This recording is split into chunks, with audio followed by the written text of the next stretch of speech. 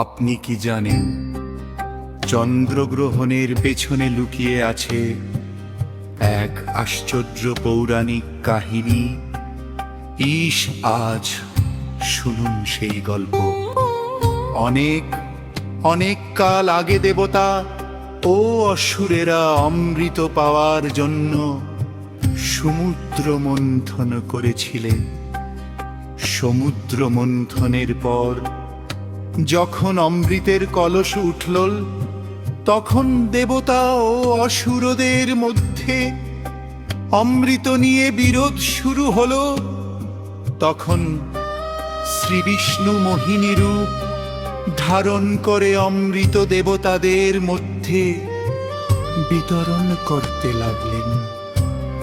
সেই সময় শরভানু নামে এক অসুর ছদ্মবেশে দেবতাদের সারিতে বসে অমৃত পান করে ফেলেন। কিন্তু সূর্যদেব ও চন্দ্রদেব বুঝতে পারেন যে তিনি অসুর। তারা শ্রীবিষ্ণুকে বিষয়টি জানান। শ্রীবিষ্ণু তার সুদর্শন চক্র দিয়ে শরভানুর দেহ আলাদা করে দেন। কিন্তু অমৃতের স্পর্শ পাওয়ায় তিনি অমর হয়ে গিয়েছিলেন। তার মাথার অংশের নাম হয় রাহু, আর দেহের অংশ পরিচিত হয় কেতু নামে।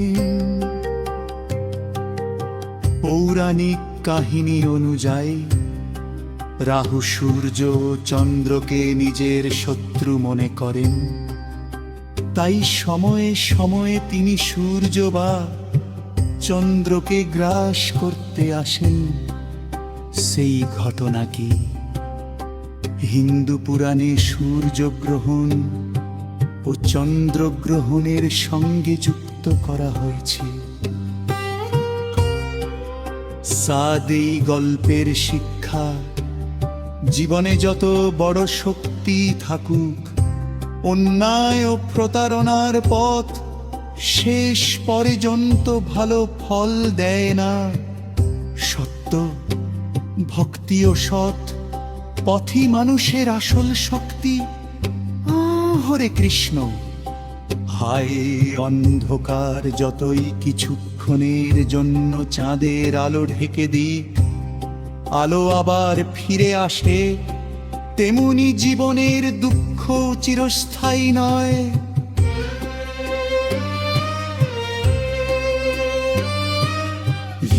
গল্প আজ রাহু চন্দ্রদেব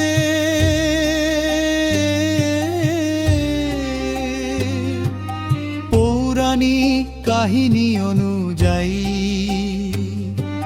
অমৃত পান করার সময় চন্দ্রদেব রাহুর পরিচয় প্রকাশ করেছিলেন। সেই থেকেই রাহুর মনে চন্দ্রদেবের প্রতি শত্রুতা জন্মায়। তাই রাহু সময়ে সময়ে চন্দ্রকে গ্রাস করতে আসে। এভাবেই চন্দ্রগ্রহণের পৌরাণিক ব্যাখ্যা দেওয়া হয়। সত্যকে প্রকাশ করতে কখনো ভয় পেও না। সত্যের পথই শেষ পর্যন্ত জয়ী হয়। ন্যায় গল্প কি অন্ধকারের পর আলো। এক ভক্ত প্রতিদিন চাঁদের দিকে তাকিয়ে ঈশ্বরের নাম জপ করতেন। একদিন চন্দ্রগ্রহণে চাঁদের আলো ম্লান হয়ে গেল। ভক্তটি ভয় না পেয়ে প্রার্থনা করতে থাকলেন।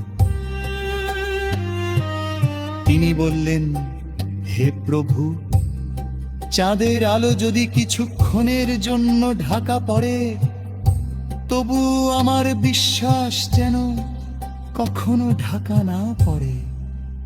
শিক্ষা জীবনে দুঃখ এলে বিশ্বাস হারানো উচিত নয়। গল্পতি অহংকারের শিক্ষা, ব্যক্তি রাজারিদের ফকারি খুব অহংকারে ছিলেন। তিনি ভাবতেন তার জীবনে কোনো অন্ধকার আসতে পারে না। এক রাতে চন্দ্রগ্রহণ দেখে তিনি বুঝলেন প্রকৃতির সামনে মানুষের ক্ষমতার গত ছোট। সেদিন থেকে তিনি অহংকার ছেড়ে মানুষের সেবা করতে শুরু করে। শুদ্ধা ক্ষমতা নয় ভালো কাজী মানুষের আসল পরিচয়। নে গল্প জাল মায়ে প্রার্থনা, আত্মা চন্দ্রগ্রহণের রাতে নিজের সন্তানের জন্য প্রার্থনা করছিলেন। তিনি বললেন, হে ঈশ্বর, আমার সন্তান যেন সত্যের পথে থাকে, তার ঘটনা করে। গঞ্জিবায়ের কঠিন স্বরেও ভালো মানুষ থাকে।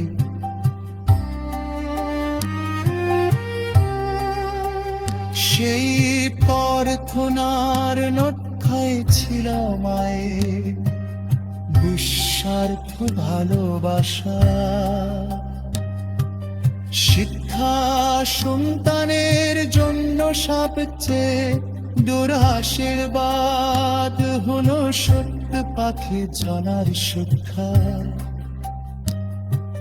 দায়ী গল্প গান পুষ্পের নাম হক নামে